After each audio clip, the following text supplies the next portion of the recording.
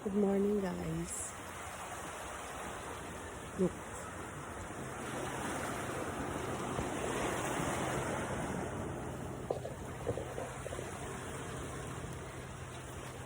So we decided to celebrate Keisha's birthday in the beach. Ewan ko, it was really my dream na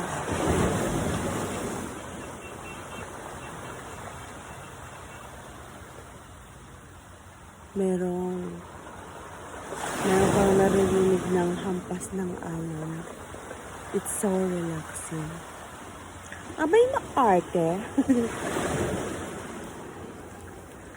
Pwedeng gumastos pero walang magkukwenta ng ginastos. After very stressful everyday naman, di ba?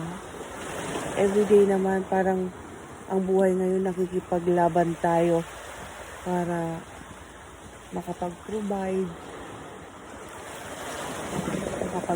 makapag-ipon, mga ganyan. Para ma-determine yung sinasabi nilang success. Well, the definition of success, yung para sa akin, yung meron kang freedom sa oras mo.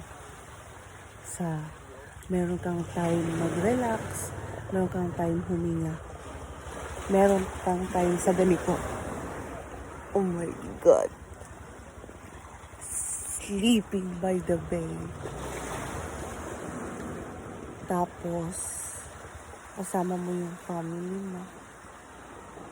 Tapos, kahit papano, merong panahon, kahit busy araw-araw, kahit busy. Yun lang ang muni-muni ko ngayon.